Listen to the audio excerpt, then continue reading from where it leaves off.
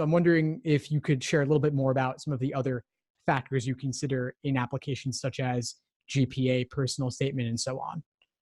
Yeah, so we actually put a lot of time into evaluating applicants' academic careers. So not just their numerical GPA, their cumulative GPA over their entire college experience. Really spend time looking at the transcript. What courses did someone choose?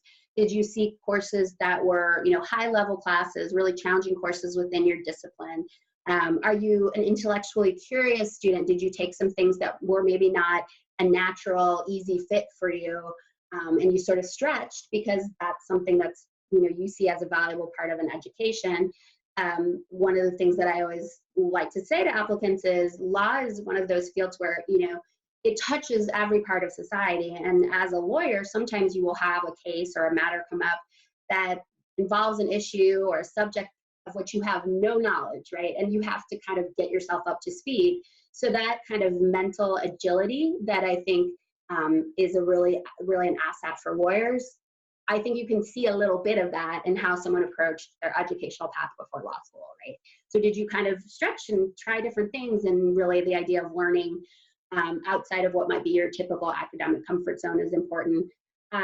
Grade trends are also something, a student might have the same numerical cumulative GPA, but be as another applicant, but maybe they had a really bad first year, but they were such a strong student the remainder of their career. They're not the same student as someone who kind of performed at a lesser level but was consistent. I'd rather have the person who can demonstrate they can do stronger academic work over a longer, over a period of time. Same thing with letters of recommendation. I mean, if they're academic letters, they can provide context into the student who gets a 4.0, but maybe didn't really kind of push themselves, and a student who maybe their GPA is a little bit lower, but their recommenders can tell me they really chose a challenging topic, or they did extra research, or they tried a novel approach to their statistical analysis and their thesis, and it didn't pan out exactly the way they hoped, but they really pushed themselves. So those are things that I think are really important to us. I would say when it comes to the other pieces of the application, so personal statement is really critical. Obviously, it's a piece of, we were looking at for technical writing skills. You have endless amounts of time to work on your personal statement. So when it comes to technical skills, there really should be very few, and any mistakes that you have should be relatively minor. Because law school is not the time to learn technical writing skills. The assumption is you have those down before you come in. You learn legal writing, not writing in general. So I think we want to see those strong fundamental technical skills. But the other piece for us is fit. We're a small law school. We're 600 students total. So everybody kind of knows everyone.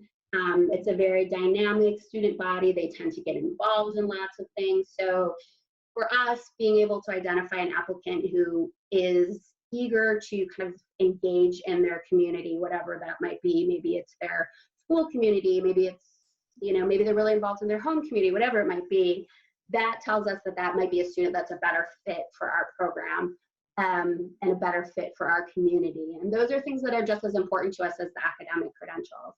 I always tell applicants that you want your application to kind of make sense and provide a cohesive picture of you as a person. And so all the pieces should kind of make sense once you put them together. So I can't ever just look at one piece. I need to look at them all together.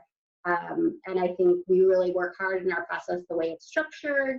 7, 8 people look at an application before there's a final decision. There are faculty, there are third-year law students, there are us in admissions. So I think we structure our process to make sure we're actually holding ourselves accountable to the standard when we say, yes, we use holistic review. So we try to do that both structurally as well as, kind of as our philosophical approach to reading things. So no piece in isolation for sure. Thanks for tuning into the show. Please subscribe if you haven't done so already to be notified of new episodes as I release them. And feel free to reach out if you need anything at all as you move forward with your prep. I'm happy to help however I can. In the meantime, I'll wish you all the best and take care.